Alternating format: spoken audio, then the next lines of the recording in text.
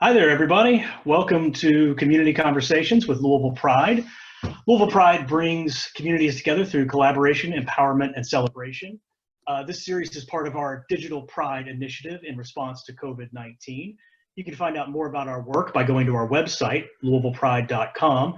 There's a special page there with information about resources and volunteer opportunities related to COVID-19, as well as information relevant to the LGBTQ community.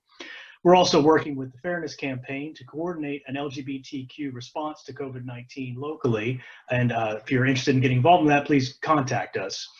This series is part of our initiative, like we said, to kind of engage people while we're in this quarantine situation. Community conversations happen at 1 o'clock on Tuesdays and Thursdays. We do them live on Facebook, and then we post the video to our website and YouTube for anybody who wants to see them later on or doesn't have access to Facebook. Also, next Friday, we're going to start the first UAW Digital Pride Show hosted by DJ Simone. This will be a weekly fundraiser featuring premier Louisville drag talent, brought to you by the United Auto Workers Local 862, Evo Mortgage, and the Fairness Campaign. But today we're going to talk about mental health with Eric Sharp. Eric is a graduate of the Louisville Presbyterian Theological Seminary and a marriage and family therapy associate in private practice at Best Life Mental Health Services in Louisville. Eric specializes in working at the intersection of LGBTQ plus issues, religious trauma, spiritual formation, and family conflict. Eric also has experience with working with anxiety, childhood trauma, and families navigating the foster care system. Thank you for joining us, Eric. Yeah, thank you so much for having me. So wanted to kind of get into a couple things, but first off, just to talk generally, what is it about this situation that makes it so stressful and so difficult for people? It's stressful? Yeah, it's a really good question. And the answer is there's a lot of things. So there are a couple of ways to answer that. I think the first is to sort of focus on anxiety. I think anxiety is a thing that a lot of people are experiencing right now. Anxiety is one of those words that we often talk about when it's a diagnosis or it's something that we don't like. Anxiety is actually a really important emotion. It is the emotion that sort of scans for risk and danger, and it's the emotion that helps us prepare for behavior. Anxiety's favorite food is uncertainty. And right now, I think we've got a lot of uncertainty in the air. So it makes a lot of sense to me that anxiety is an emotion that a lot of people are feeling because it sort of realizes that things feel uncertain and unfamiliar. And I think a lot of our anxiety is engaged just to make sure that we get through it. So one of my answers to that question. So what can we do? What are some coping mechanisms for dealing with anxiety?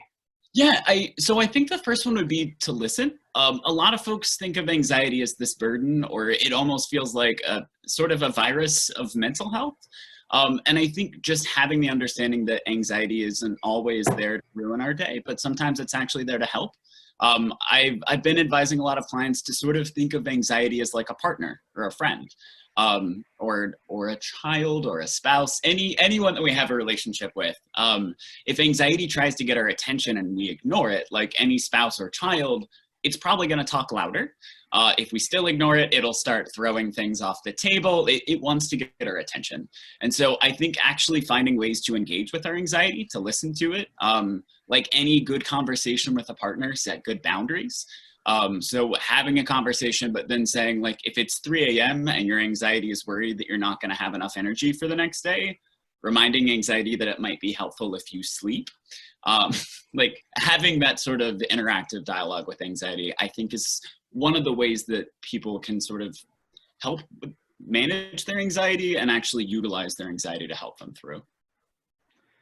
Is it fair to say that, anxiety and a lot of these feelings we have, they're kind of like symptoms of what's going on?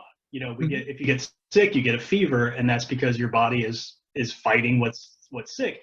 It's uncomfortable to experience, but it's actually a very positive part of your response. Yeah, I think that's a really great way of looking at it. I think if we think of them as symptoms, it can be scary, but if we think of them as our body trying to engage and help us be safe and healthy, yeah, I really like that way of looking at it.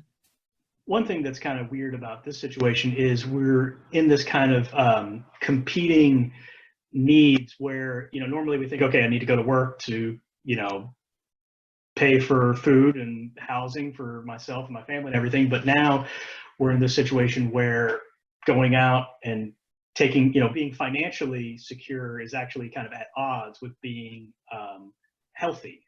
Is that, that seems like something that could really cause a lot of additional stress for people. Yeah, so I think part of what you're highlighting is one of my favorite theories, that's going to be Maslow's hierarchy of needs. When we think about, so for those of you who are not familiar, Maslow's hierarchy of needs is one theory for what motivates human behavior. And so the theory sort of states that there is this pyramid with 5 different layers. And at the bottom, they sort of go in order. If you don't have the foundational levels, it's really hard to address some of the higher ones. But at the bottom, we have they're very survival needs. Do I have enough food? Do I have enough shelter? Do I have enough water? And then, so like, do I have a sandwich? Cool, now I have a sandwich. So the next one up would actually be safety. So I have that sandwich. Is there enough food in my cupboard to make more sandwiches when I need them later? Is this roof over my head still going to exist later? And so once we sort of move up, then we start getting into love and belonging, self-esteem. I could spend hours talking just about that, but I won't.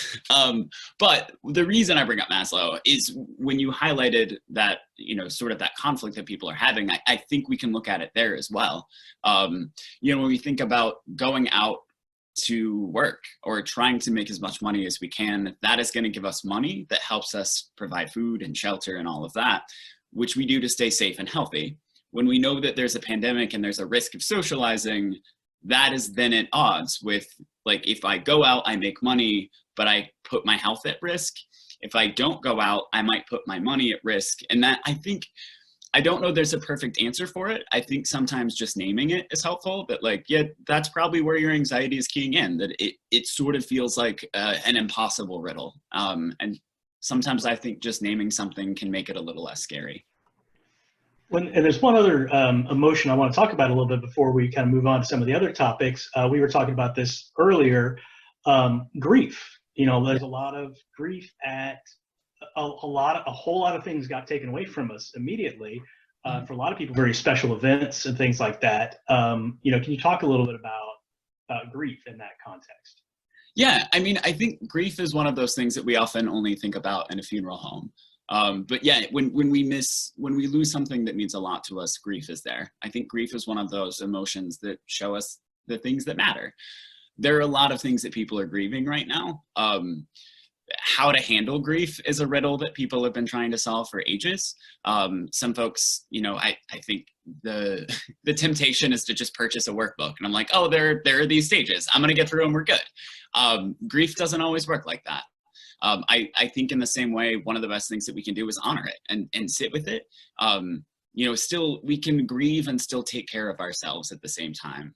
We can grieve, like grieving and having hope are not mutually exclusive. We can hold both at the same time. But I think it is important to name that there's a lot of grief in the air, and you are not broken if you're feeling that way. That's pretty normal based on what's happening.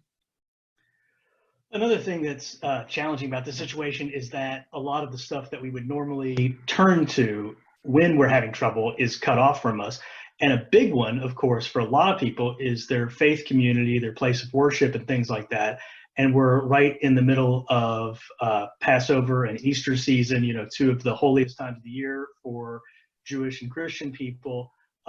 So can you talk a little bit about what that means to be cut off from your faith community at a time of crisis and a time that is also just very special for those communities? Yeah, that is a really good question, and my brain is heading in all the directions.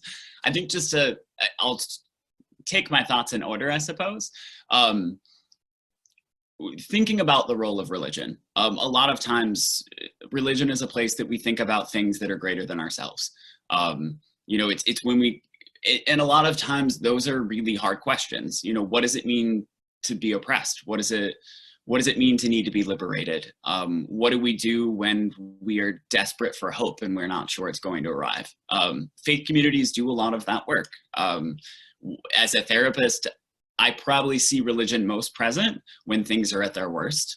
I have lots of folks who have said, like, I'll never talk about religion, and then a parent dies and suddenly religion's in the room. I think there's a reason for, yeah, it makes sense that in times of struggle, we think about things that are greater than ourselves. And I think religion and spiritual communities do that. And then we have the piece of, okay, so that's important. And now we have to isolate from that. I think in a lot of faith traditions, it's easy to sort of think about the rules of religion, but also some of the lovely exceptions. I think in a lot of religions, we look at God or our deity or whatever we call it, generally has a lot of ways of reaching us. It's not just in one specific house or one specific building. And so one of the things that I've loved to see is a lot of religious and faith communities finding other ways to reach people, realizing that, you know, we can still celebrate the season even if we're not in this building. So it's sort of, it's not perfect, but I think it's a great way if we think of a God or a deity that adapts and changes as that creation, we can also adapt and change and find ways to still have meaning and still celebrate in community, even if it feels a little different. I think I may have missed a part of that question. How am I doing so far? No, that's great. The one thing I wanted you to also talk about was what we were talking about before we went on here. You were talking about kind of Easter Saturday, and yes, it's almost a metaphor for everything we're all experiencing right now. Yeah, so when we think about the role that religion places, and you can go religion, you can go spiritual, it's often a community involved. So I went to a Christian seminary. That's probably where I have most of my training. I would say I'm religiously adjacent, and I try to. But in terms of the Christian calendar, when you think about the Easter season, we've got Good Friday, which Jesus died, whoops. And lots of really big things are happening on Friday. And then we have Easter Sunday. You know, we have hope, we have an answer, things are good. Easter Saturday is weirdly my favorite day in that whole process, which is a popular choice. What I find really interesting about Easter Saturday is it's, you know, we are suffering, we are scared, we are waiting, which is real fun. It's real exciting. I understand everyone's going to jump on board the Easter Saturday train. But what I love about it as a therapist is it's not I, it's we. There isn't the isolation because we're together in community. One of the things that I often talk about with clients, especially those who've experienced trauma, is thinking about like a dark and scary room, and thinking what it would be like to sit in that room by yourself. And then think about one caring, loving person that gets to sit right next to you in that room. Nothing about the room changes except that person is now with them. And a lot of times when I walk people through that, they know that the room doesn't feel as scary because they're not alone. And I think for me, that's the magic of Easter Saturday, is that in the midst of suffering, in the midst of uncertainty, there's this draw to community that we aren't alone, and we can wait and sit together. Which I think is sort of what a lot of religious communities are trying to figure out right now. How do we come together when we don't have answers? You know, is it okay to give a hug and not be able to say, like, I know how it's going to turn out, but just I'm here if you need me. So yeah, good old Easter Saturday. Yeah. I want to talk specifically about some issues involved in all this that might impact the LGBTQ community. Or parts of the LGBTQ community in a specific way. So first, I specifically, if you know there are people who are at home in unsupportive environments, you know, normally they're able to get out and be around people who are supportive of them. But I think a lot about folks, young people especially, perhaps people who are transgender or non-binary especially, and who are in a home environment with parents or family members that is not supportive. And now they're in that environment 24/7. What are some things that people can do in that environment to help them? Yeah. So I'm actually going to go back to Easter Saturday for a second for my first one. So I've worked a lot with kids with trauma, and there's a lot of research looking at, when we have all of these people who've experienced these really intense things, how do they get better? What is behind recovery? And so there have been a lot of different studies done trying to figure out, is there any common factor? They looked at gender, they looked at ethnicity, that any variable that you could find, they were searching for it. What they found is that the number one indicator of success for a lot of these kids was, I was like, do you want to take a guess? I was like, maybe that's a mean question. So is it having a supportive adult in their life? Yes. I was like, how did you know? Yeah, but that's the thing. It's one supporting, caring adult.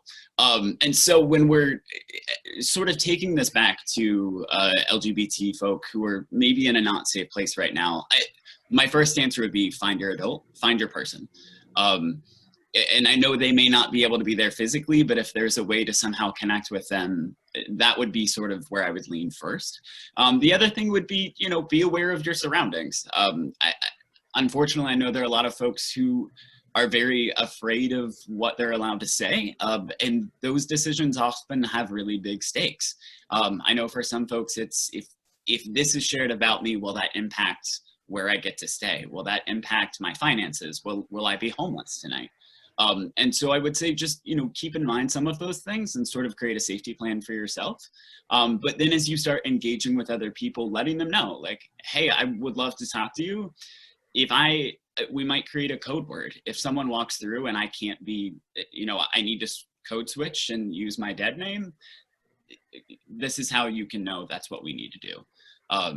So yeah, I would say finding your person that can help you, or your people if you have multiple. But then, yeah, just trying to figure out I think we've seen this is temporary, I hope. And just what is good enough to get through. It may not feel like a perfect solution for the rest of eternity, but how do we get through this time that we're in this situation right now? So For there's a lot of studies, a lot of indications that LGBT people have higher risks for addiction and mental health issues, and I think this, you've kind of got that as a level as the under normal circumstances, that's what's going on, and now we've just thrown a lot of fuel on that fire. Do you want to comment on that? Yeah, so I get that a lot of when people look at statistics. So my answer to, I think, your comment / question is the question of, do people in the LGBTQ plus community typically have higher rates of mental health issues? Yes, but no. So the research would show us that, yeah, folks in the LGBT community often do have higher rates. Now, I think there's a dangerous assumption that you can make, which means like, oh, well, then there must be something wrong with them. Those people are not as strong. I don't think that's what's happening, which is where the but no sort of comes in. I think when you're looking at mental health issues, I think the bigger issue is marginalization and oppression. When folks have to fight for their identity and fight for who they are, that causes mental health issues. And there are ways that it ripples out systemically. Like if you take a teenager who is not able to live authentically at home, and that starts eating away at their self-esteem, now you've got anxiety issues. If there's also some concerns of violence, if their authentic self is known, you've got other mental health issues that are sort of being added on. If that person is kicked out of their home or their church, and then the only place that loves and supports them is a bar, now you've added substances in. So we do see higher rates. I would not say that it's something about being LGBT that it's a mental health issue. It's more of, the dominant narrative that exists. If you're not falling within that, you're probably going to experience oppression and marginalization. If you take that and then add other pieces like any ethnicity that isn't white or Caucasian, you're probably going to hit some other issues as well. Non-dominant religions, when I talk about a dominant narrative, I think the best way to sort of think about it is go watch like a Hallmark holiday film. If the character is represented, it's probably a dominant narrative. If they're not, it might not be. But when we start playing with that, we're adding more oppression, more marginalization, more anxiety, which I think then influences mental health. So yes, but I don't want people to feel like because they're in that family or in that community that they're automatically like that's a stigma or somehow I'm worse. I would say it's oppression and marginalization. Lots of systemic issues. Absolutely. In terms of, screening for depression and things like that, this is a situation where I think a lot of people could end up facing issues that normally, they probably don't normally have those sort of issues coming up, but now they're in an environment where that's more likely. What are some things people can do to kind of, check on themselves and, screen themselves to say, okay, you know what, I need to get some help with this. I need to not just sit here alone and stew on this. Yeah. So I think doing self-check-ins is always helpful. I will say depression sometimes is a little tricky. It sort of reminds me of like a giant Snuggie that you sort of slowly fall into, but you don't know that it's enveloping you. So there are times where people won't feel like they're depressed, but outside people are saying like, hey, you don't seem to be engaging as much. You don't seem as hopeful as you used to be. I think sometimes if people are sort of sliding into it, they miss it. So it would be a check-in. It would also be a check-in with others. You can also sort of look at your own behaviors and see if that might indicate something. If you're eating a lot of sweets all the time and that's not normally something you do unless you're sad, that might be an indicator. If some of your substance use has gone up in a way that doesn't feel like you have control of it, that might be a sign. If you have a friend that you love and they're constantly saying like, hey, you doing okay? Do you want to talk to someone? That could be a sign that you can't see the Snuggie that you're enveloped in, but someone can. Promotional consideration is by depression and Snuggies. I don't know, but yeah. Snuggies they're not a sponsor. So we'll bleep that part out. And so what are some ways we can check on people? I will text somebody and say, hey, how's it going? And they say, okay, I guess they're okay. Yeah.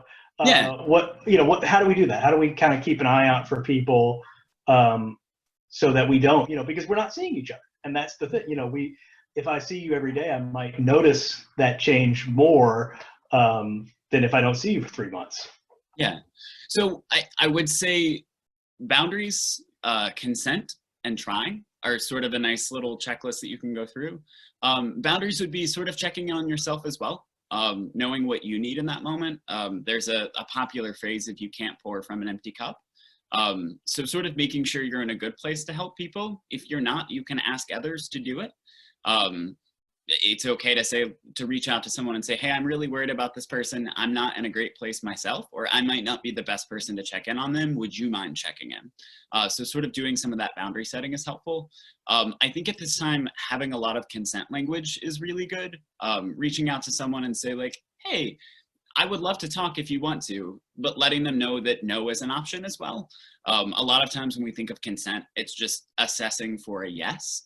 But when I use sort of consent language in practice, it's reminding folks that here are all of the options that you can have. You could say yes, no, later, and all of them are perfectly acceptable. What's the option that you would like? I can go away, that's fine. I think the last one would just be to try.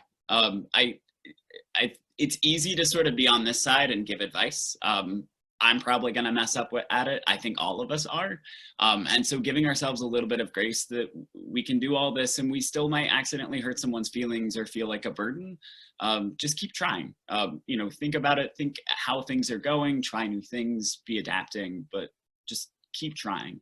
If someone truly is, if you have true concerns about someone, and they're not reaching out, finding creative ways, it might be reaching out to a mental health provider and sort of asking, for a consultation of what might be helpful. I think there are lots of ways that you can be supportive at this time. And what are some resources for people if somebody, wants to find someone to talk to or, feels like they really do need help? Where are some places they can go to find that help? Yeah, so there are a lot of mental health providers here in the state. I am in Kentucky, so that is the state I'll talk about. I know there are websites like Psychology Today, which are a great resource for therapists. I know that a lot of therapists are going to teletherapy right now, which means that if you're worried about getting to an office, that's not a concern right now because virtually they can come to you. And I also know a lot of therapists are trying to make sure that finances are not a burden right now. I know some practices, like our practice at Best Life Louisville, before our rate of service was a number, now it's a conversation. We want to make sure that wherever people are, they have access to mental health. For some people, it may be our normal rate. For some, it might be substantially scaled, but making sure that they have those services. So I'll talk a little bit. I'll probably get you some more resources as well. But yeah, Psychology Today is a great one. If you're involved in a religious community, you can reach out there. Sometimes it's amazing what one phone call or email can do because that person may not be the right provider, but they might know of someone who can. So not being afraid to reach out, even if it doesn't feel like a good fit. Often those communities can sort of work themselves to help you get that answer. And as you asked me, I'll get more answers for you. Yeah, we'll share those on our website, LouisvillePride.com. We have a section especially dedicated to COVID-19 where we're sharing resources, information on people, people need help paying their rent, getting food, things like that. People looking for jobs, but also if people are able to volunteer, if they're able to give back, we're trying to share those opportunities as well as just information that's relevant to the LGBTQ community. I think that's pretty much all the questions I've got for you. Nice. Can I ask you a question? That's not really how this works, but okay. Yay! So this is actually a question from therapy that I have been using a lot lately. A lot of times when we're talking about mental health or talking about really anything that needs to be talked about, often we focus on the things that are itchy or scratchy.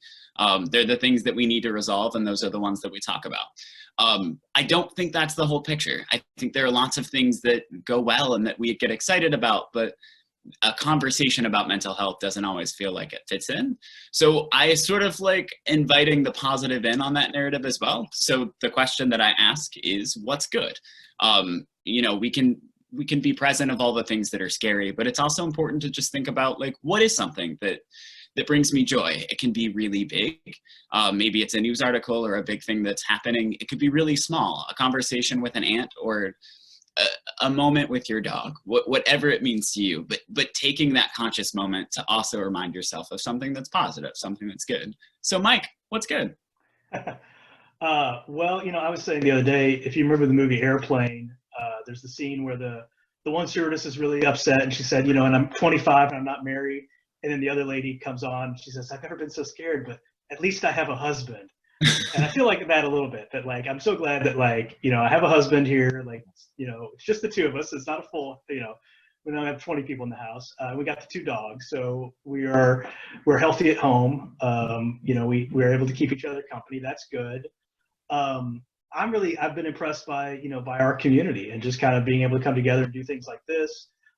We've got the virtual drag show we're starting that as a weekly thing next Friday. I feel lucky and blessed to kind of be able to be part of that sort of thing.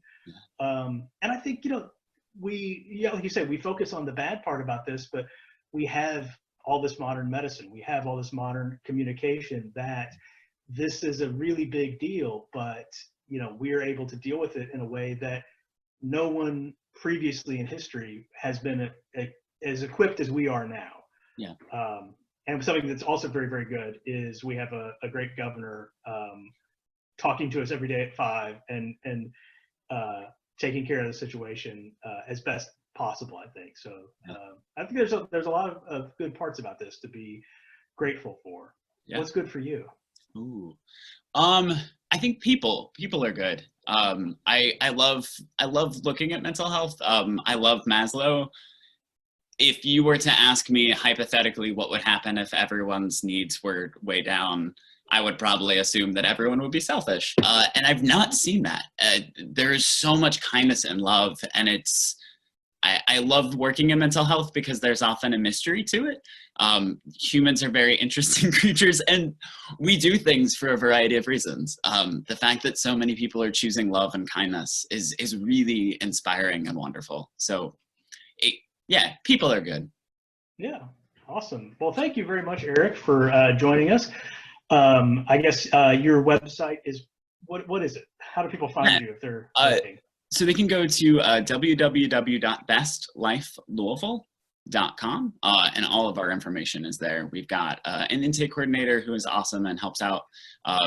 If folks are interested and they would like to talk to someone through this time, they can reach out through our phone, through our email, and I think all of that's on the website. I will try not to bore people with spelling. So, and I can probably share some links though, if that would be helpful. But yeah, reach out. Awesome. Yeah, and we'll put that up on LouisvillePride.com. And if you all want to join us next week, we'll be doing this again Tuesday and Thursday at 1. And starting next Friday, we're going to have the UAW Digital Pride live show, which is going to be an amazing weekly event that we'll be launching April 17th, I think is next Friday, whatever next Friday is at 8 p.m. So thank you all very much. Wash your hands and stay away from each other. See ya.